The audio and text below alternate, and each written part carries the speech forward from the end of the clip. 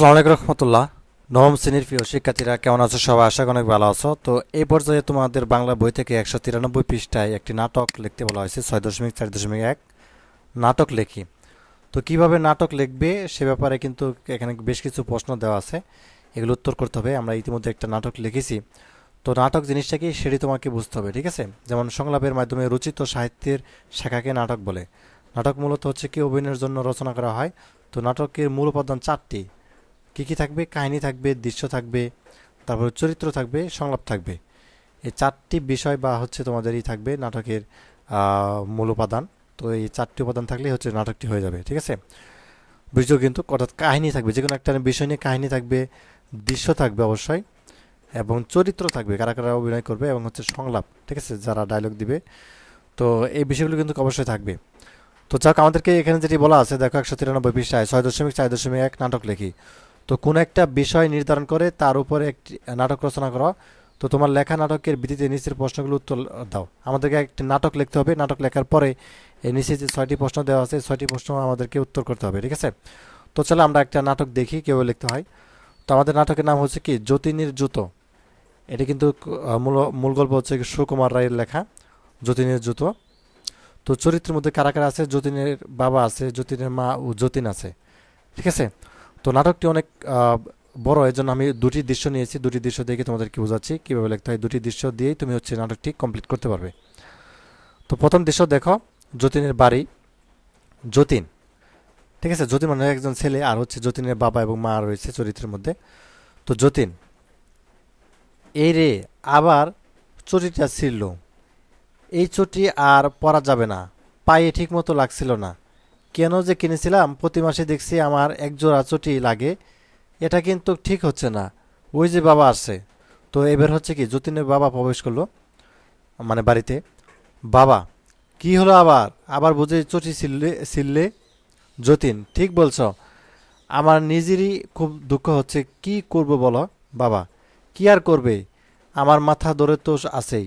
মাথা খাবে আর কি। আমার তো মনে হয় তোমার জন্য আমার একটা জুতোর দোকান খোলা উচিত ছিল। যতীন, এটা তোমার ঠিক কথা, তবে জুতার দোকান খুললেই হবে? দুদিন না যেতেই আমার দুটিও ছিঁড়ে যায় সে বেলা। বাবা, বোঝো ঠেলা, কোনো জিনিস তোমার যত্ন নেই। বইগুলো সব মোড়র ছেঁড়া, এবং কোন দুমড়ানো, এবং স্লিটটা উপর থেকে নিচে পর্যন্ত ফাটা। তো যতীন কি বলতেছে, এর জন্য কি শুধু আমি দায়ী? বইগুলো বা প্লেটের আচ্ছা স্লেটের বুঝি দোষ নেই? আর শুধু কি আমারই বই ছিঁড়ে? আমার স্লেট কি ফাটে? আর কি কারো বই ছিঁড়ে না বা স্লেট ফাটে না? বাবা, থামো যতীন, অনেক বলেছ। সিলেটের পেন্সিলগুলো সর্বদাই তোমার হাত থেকে পড়ে যায়, কেন বলতে পারো? আর তাতেই টুকরো টুকরো হয়ে যায়। তোমার হাতে কি জোর নেই? সিলেটের পেন্সিলগুলোকে কি ধরতে জানো না? যতীন, এটা অবশ্য আমার দোষ। বাবা, শুধু কি এই? এত মন্দ অভ্যাস কেন তোমার? লেড পেন্সিল গোড়া না বলে কি হয় না? চিবিয়ে চিবিয়ে পেন্সিলের কাঠটা বাদামের খোলার মতো করে ফেললে। যতীন, কি করবো বলো, তখন খুব খিদে পেয়েছিল। বাবা, কেন কেন, তুমি কি বাড়িতে ভাত পাও না, নাকি তোমার কম খেতে দেয়? সময় মতো তো খাও নাকি? তবে খিদে পাবে কেন? যতীন, ভুল হয়ে গেছে বাবা, আর হবে না, কিন্তু আমার ছুটি। বাবা, এবার তোমাকে নতুন জুতা কিনে দিব। আবার যদি অমন করে জুতা নষ্ট করো তবে ওই ছেঁড়া জুতাই পরে থাকবে। এবার দ্বিতীয় দৃশ্য আমরা দেখব কি। তো যতীনের বাড়ি। 1 মাস যেতে না যেতেই চটি ছিল। তো যতীন খুঁড়ি খুঁড়ি হাঁটছে, তো হাতে একটা ছেঁড়া গুড়ি। তো যতীন, আমার কপালটাই মন্দ, 1 মাস তো হলো না, এর মধ্যে চটির এক পাশটা হা করে আছে। বাবা দেখলে যা বকবে। ওই তো মা আসছেন। এবার হচ্ছে কি যতীনের মায়ের প্রবেশ। মা, চটি আবার ফিরছে? পারিস বটে, ওর এই বেলা মুচকি আচ্ছা মুছি ডেকে সেলাই করা, নালে একেবারে যাবে। যতীন, মুচির কাছে যেতে বলছো? পয়সা তো লাগবে।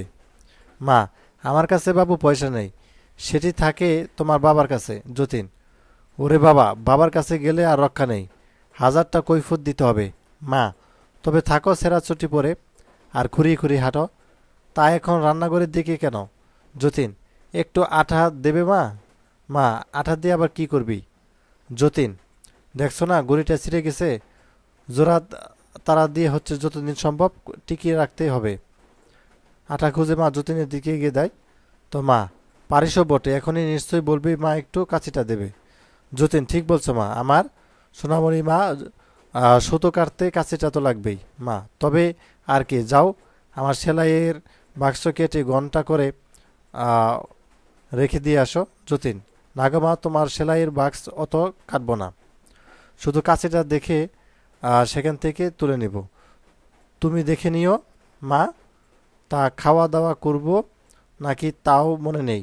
যতীন, গুড়িতে আটা লাগাতে লাগাতে দেখছো না গুড়ির লেস লাগাচ্ছি, সেরা জায়গায় এখন তাপ্পি মারবো। তো গুড়িটাকে বেশ করে ওড়াবো, তারপর খেতে আসবো মা। মনে থাকলে তবে না আসবি।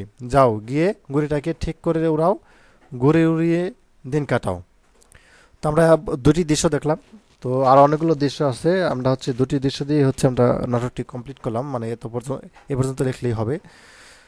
তো যা হোক, এবার হচ্ছে আমাদেরকে বেশ কিছু প্রশ্ন করা ছিল, যে এখানটায় 6টি প্রশ্ন করা আছে, এগুলোর আনসার দিব। যেমন প্রথম যে প্রশ্নটি করা ছিল, নাটকটির কাহিনী কি নিয়ে। নাটকের উত্তর হচ্ছে কি, নাটকটির কাহিনী সেরা জুতা নিয়ে, ঠিক আছে। তো কাহিনী তুলে ধরার জন্য কোন কোন ঘটনা এসেছে। তো কাহিনী তুলে ধরার জন্য বিভিন্ন ঘটনা এসেছে, যেমন যতীনের জুতো বারবার ছিঁড়ে গেলে যতীনের বাবা রাগে বললেন তোমার জন্য জুতার দোকান দেওয়া উচিত ছিল। এছাড়া 1 মাস না না যেতে যতীনের চুটির এক পাশ আবারও হা হয়ে গেছে। এগুলো হচ্ছে কিছু ঘটনা। তো ঘটনাগুলো আলাদা আলাদা দৃশ্যে উপস্থাপন করা হয়েছে কিনা। হ্যাঁ, ঘটনাগুলো আলাদা আলাদা দৃশ্যে কি উপস্থাপন করা হয়েছে। নাটকে কোন কোন ধরনের চরিত্র রয়েছে। নাটকে যতীনের বাবা মা ও যতীনের চরিত্র আছে, এবং চরিত্র অনুযায়ী সংলাপ দেওয়া হয়েছে কিনা। হ্যাঁ, চরিত্র অনুযায়ী কিন্তু সংলাপ দেওয়া হয়েছে। নাটকের নামকরণ যথাযথ হয়েছে কিনা। হ্যাঁ, নাটকের নামকরণ যথাযথ হয়েছে। তো এই ছিল তোমাদের হচ্ছে একটা নাটকের নমুনা উত্তরপত্র, আশা করি বুঝতে পারছো। তো পরবর্তী হচ্ছে আমরা নতুন একটি অধ্যায় চলে যাব, ঠিক আছে। তো পরবর্তী একটি নাটক দেওয়া আছে, স্বাধীনতার সংগ্রাম, মমতাজউদ্দিন আহমেদের লেখা। তো এই ছিল। ধন্যবাদ সবাইকে ভিডিওটি দেখার জন্য। আল্লাহ হাফেজ।